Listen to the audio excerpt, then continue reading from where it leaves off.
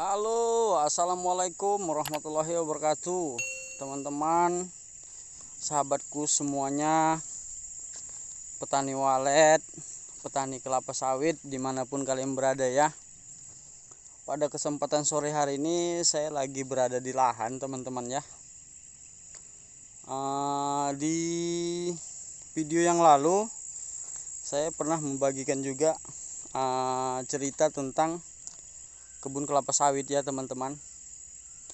Nah, ini kebetulan lahan saya ini lahan baru saya tanam juga. Ada kurang lebih 5 hektar lebih ya. Ini kemarin saya menggunakan jarak tanam 9x10 teman-teman ya. Jadi saya habiskan bibit di sini ada 480 batang. Karena jarak tanamnya 9x10 saya pakai.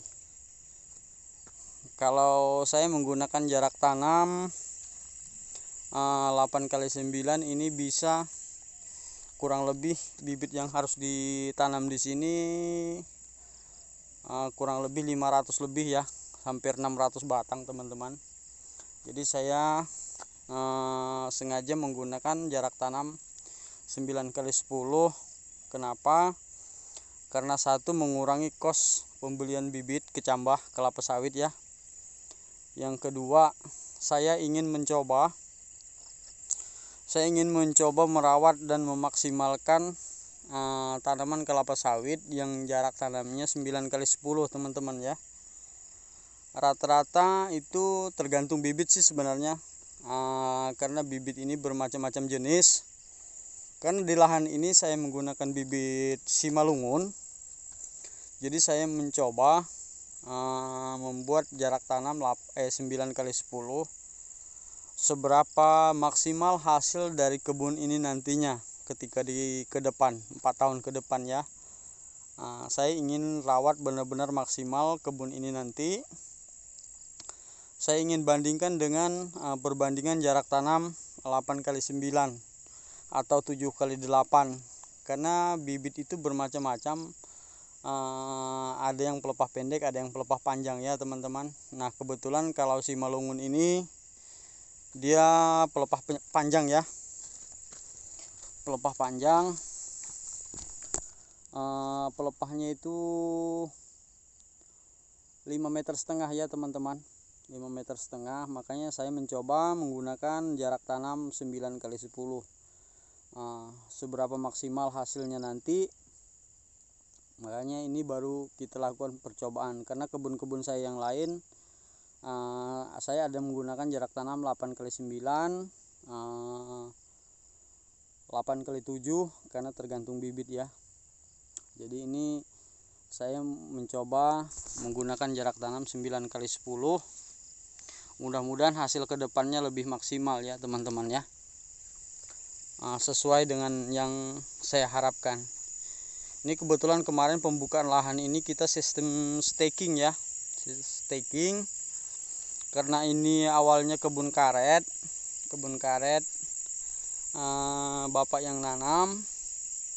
Jadi karena kebun karet udah tidak kita garap, jadi kita alih fungsikan, kita tanam kelapa sawit ya teman-teman. Ini ada 5 hektar lebih. Ini kurang lebih semuanya dengan punya paman. Di depan sana itu ada 5 hektar lebih juga. Jadi 10-an hektar lokasi ini. Jadi ini ke lokasi keluarga ya, tanah keluarga pembagian. Nah, ini lahannya nih. Ini di belakang sana, ini ditanam padi ya, bekas stakingan yang habis di staking dibakar. Jadi yang dibakar itu ditanam padi teman-teman. Nah, ini kebetulan saya juga lagi mengumpulkan bibit pisang ya, bibit pisang kepok teman-teman. Ini tadi saya baru habis ngantar bibit pisang kepok juga, ada 34 batang. Jadi rencananya sebelum sawit ini dipanen, hasilnya belum kita dapat dari hasil kebun sawit, jadi kita bisa panen pisang dulu, pisang kepok. Makanya saya mencari bibit pisang kepok teman-teman ya. Ya lumayan lah, mana tahu nanti berbuah sebelum 5 tahun kan. Jadi bisa menghasilkan pisangnya dulu sebelum kelapa sawitnya. Ini saya baru dapat 130 batang bibit pisangnya teman-teman. 130 batang. Kita rencananya cari 200 batang. Masih kurang 70 batang lagi bibit pisang kepok. Nanti kita cari lagi, minta carikan teman-teman. Yang lain nanti kita bayar. Saya beli bibit pisang kepok 10.000 satu batang untuk ditanam di lahan ini. Jadi rencananya bibit pisang kepoknya kita kasih 200 batang.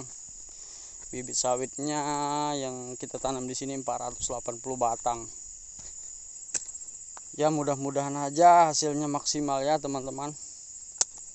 Untuk sementara saya beralih dulu dari dunia rumah walet, burung walet ya. Karena saya terakhir buat gedung itu di tahun 2021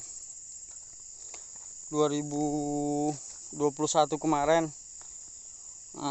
Ukuran 4x12 rumah walet mini. Ini udah jalan 3 tahun belum ada hasil juga, malah dibobol maling kemarin ya teman-teman. Punya saya itu, kan ada videonya saya bagikan itu. Saya belum panen malah maling yang udah panen duluan. Jadi saya beralih dulu ke kebun ya. Kita ke kebun dulu, usahakan yang terbaik lah untuk ke depan. Masalah hasil ya kita pikir nanti, yang penting kita usahakan dulu buat kebun. Baik itu kebun pisang, baik itu kebun kelapa sawit ya teman-teman.